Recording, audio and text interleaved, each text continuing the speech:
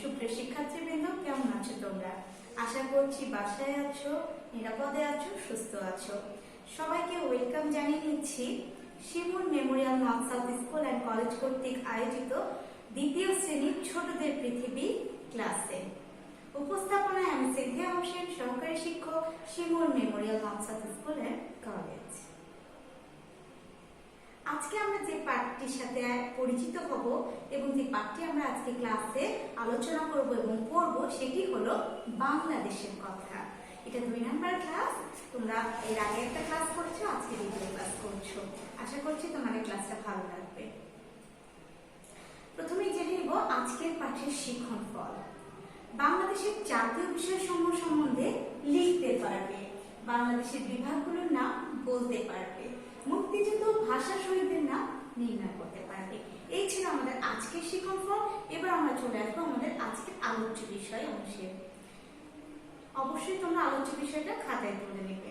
বিভাগ সমূহের নাম, সমুদ্র বন্দর, ভাষা শহীদদের নাম, মুক্তিযুদ্ধ এবং জাতীয় বিষয় সমূহ আমাদের আজকের আলোচ্য বিষয়। আমি আবারও বলছি, বিভাগ সমূহের নাম, সমুদ্র বন্দর, ভাষা শহীদদের নাম, মুক্তিযুদ্ধ, জাতীয় বিষয় সমূহ। প্রথমে জেনে নিব বাংলাদেশের বিভাগগুলোর নাম কি কি।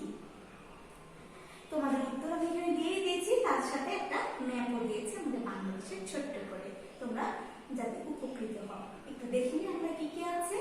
ঢাকা, চট্টগ্রাম, খুলনা, সিলেট, রাজশাহী, বরিশাল, রংপুর ও ময়মনসিংহ। অর্থাৎ এই 8টি বিভাগ আমাদের বর্তমানে কোথায়? বাংলাদেশে রয়েছে। তাহলে বাংলাদেশে কয়টি বিভাগ রয়েছে? 8টি বিভাগ। কি কি একটু দেখে নিই। ঢাকা, চট্টগ্রাম, খুলনা, সিলেট, রাজশাহী, বরিশাল, রংপুর ও ময়মনসিংহ। তাহলে এটা আমরা বাসায় চট করে সুন্দর করে মুখস্থ করে নেব। আশা করছি ক্লাস থেকেই তোমরা মুখস্থ করতে পারবে। তাহলে আমি একটু আরেকবার বলি, তোমরা আমার সাথে সাথে কিন্তু চর্চা করো। বাংলাদেশের বিভাগগুলোর নাম কি? ঢাকা, চট্টগ্রাম, খুলনা, সিলেট, রাজশাহী, বরিশাল, রংপুর, ময়মনসিংহ। এই ছিল আমাদের 8টি বিভাগ। আমরা এবার দ্বিতীয় প্রশ্নে চলে যাব। তোমরা ছবি দেখতে পাচ্ছ, ছবি দেখে কি বুঝতে পারছো এগুলো কিসের ছবি? এগুলো একটা সমুদ্র বন্দরের ছবি। তাহলে আমরা দ্বিতীয় নম্বর প্রশ্নটা দেখে নিই। দ্বিতীয় নম্বর প্রশ্নে কি আছে? বাংলাদেশের সমুদ্র বন্দর কয়টি ও কি কি? বাংলাদেশের সমুদ্র বন্দর 2টি। কি কি?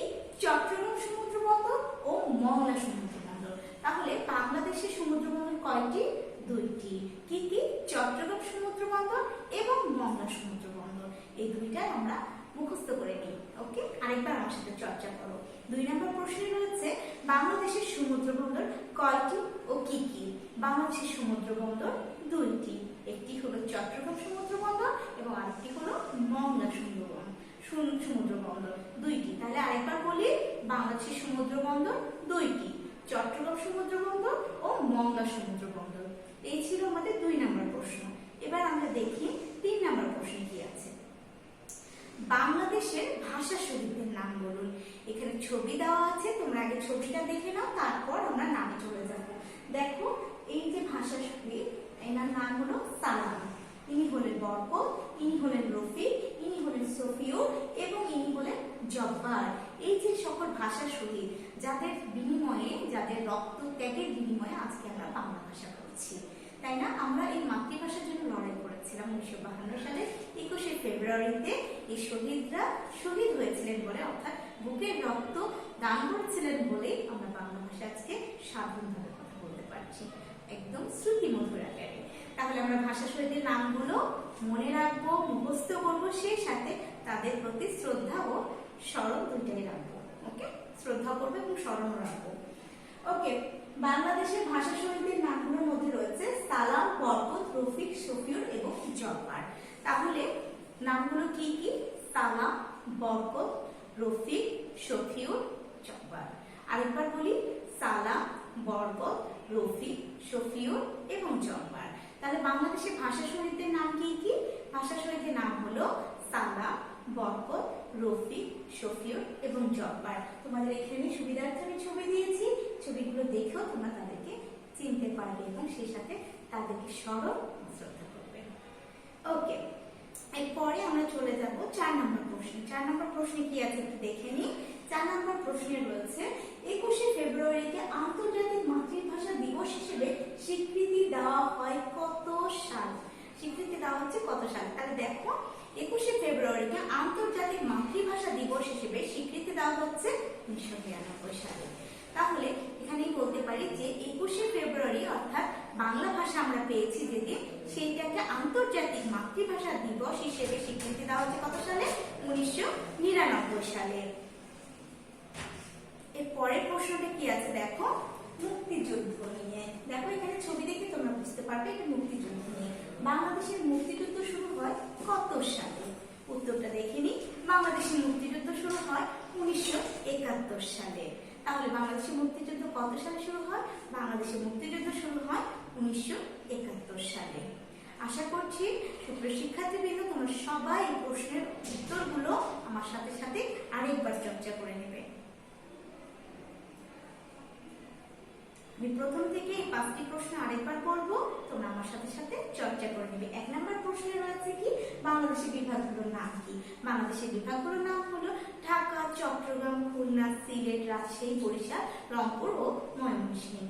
এবং 2 নম্বর প্রশ্নে রয়েছে বাংলাদেশের সমুদ্র বন্দর কয়টি ও কি কি? বাংলাদেশের সমুদ্র বন্দর 2টি, চট্টগ্রাম সমুদ্র বন্দর ও মংলা সমুদ্র বন্দর।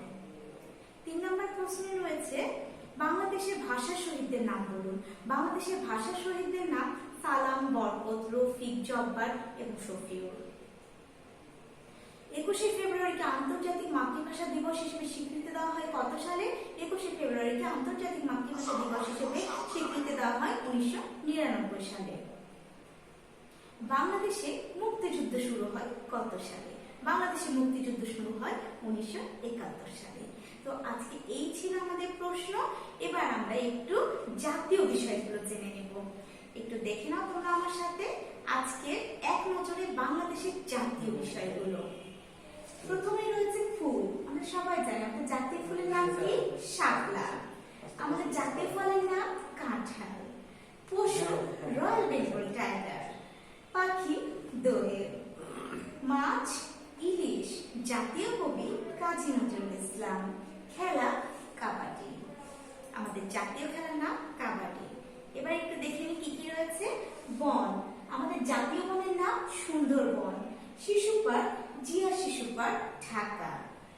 মসজিদ জাতীয় মসজিদের নাম বাইতুল মোকাররম। জাতীয় জাদুঘরের নাম হলো জাতীয় জাদুঘর শাহবাগ। আরেকবার পড়ে নেব এক নজরে বাংলাদেশের জাতীয় বিষয়গুলো। তোমরা সকলে মন দিয়ে শোনো এবং আমার সাথে সাথে চর্চা করো। জাতীয় বিষয়ের মধ্যে প্রথমে রয়েছে জাতীয় ফুল। জাতীয় ফুল শাপলা। জাতীয় ফল কাঁঠাল। জাতীয় পশু রয়্যাল বেঙ্গল টাইগার এবং জাতীয় পাখি রয়েছে দোয়েল। জাতীয় মাছ ইলিশ। জাতীয় কবি কাজী নজরুল ইসলাম। জাতীয় খেলা কাবাডি। এরপরে রয়েছে জাতীয় বন সুন্দরবন। শিশু পার্ক জাতীয় শিশু পার্ক জিয়া শিশু পার্ক ঢাকা। জাতীয় মসজিদ বাইতুল মোকাররম এবং জাতীয় জাদুঘরগুলো জাতীয় জাদুঘর শাহবাগ। এই ছিল আমাদের আজকের জাতীয় বিষয়গুলো বাংলাদেশের। এবার ছবি দেখে বলবে, ছবি দেখে তোমরা চর্চাও করবে। আমরা সবাই জানি ফুলটার নাম কি? ফুলটার নাম শাপলা। অর্থাৎ আমাদের জাতীয় ফুল কি? আমাদের জাতীয় ফুল হলো শাপলা। দেখো কি সুন্দর সাদা শাপলা। শাপলা 2 কালারের হয়, তাই না? আমরা সবাই জানি একটা সাদা একটা গোলাপি। এটা আমাদের জাতীয় পাখি। আমাদের জাতীয় পাখি কি? দোয়েল। মিষ্টি সুরে শীষ দেয় এই জাতীয় পাখি। আর আমাদের জাতীয় খেলা কি? কাবাডি। আমাদের জাতীয় খেলার নাম তাহলে কি? কাবাডি। তাহলে ছবি চিনে এগুলোর নাম কি কি আমরা আরেকবার পড়ে নিই। এটা আমাদের জাতীয় ফুল শাপলা, জাতীয় পাখি দোয়েল, জাতীয় খেলা কাবাডি। এবার আমি চলে আসবো আজকের মূল্যায়ন প্রশ্নে। প্রথমে 1 নম্বর প্রশ্নে রয়েছে বাংলাদেশের মুক্তিযুদ্ধ হয় কত সালে? আশা করছি তোমরা সবাই উত্তরটা দিতে পারবে। বাংলাদেশের মুক্তিযুদ্ধ হয় 1971 সালে। বাংলাদেশের জাতীয় পশুর নাম কি? সহজ একটি প্রশ্ন। বাংলাদেশের জাতীয় পশুর নাম রয়্যাল বেঙ্গল টাইগার। বাংলাদেশের সমুদ্র বন্দর কয়টি? বাংলাদেশের সমুদ্র বন্দর 2টি। বাংলাদেশের জাতীয় মসজিদের নাম কি? বাংলাদেশের জাতীয় মসজিদের নাম বাইতুল মুকাররম। তো এই ছিল আজকের আমাদের মূল্যায়ন প্রশ্ন। তোমরা অবশ্যই বাসায় সুন্দর করে এগুলো চর্চা করবে। নেক্সট ফিডব্যাক রয়েছে তোমাদের যে শীট গেছে সেই শীটের 1 থেকে 5 নং প্রশ্ন পর্যন্ত, অর্থাৎ প্রশ্ন কি কি দেওয়া আছে জাতীয় বিষয়সমূহের উপরে তোমাদের ফিডব্যাকটা হবে। তোমরা ভালো করে সুন্দরভাবে ভাষায় চর্চা করবে। সেই সাথে আজকের ক্লাস এই পর্যন্ত। সকলে সুস্থ থাকবে, সুন্দর থাকবে, নিরাপদে থাকবে এবং করোনাকালীন এই ক্লান্তি লগ্নে বারবার হ্যান্ড ওয়াশ করবে। তো সবাই ভালো থাকো বাবুরা, আবারও দেখা হবে অন্য দিন অন্য কোনো ক্লাসে। সে পর্যন্ত সকলকে ধন্যবাদ। Thank you so much. আল্লাহ হাফেজ।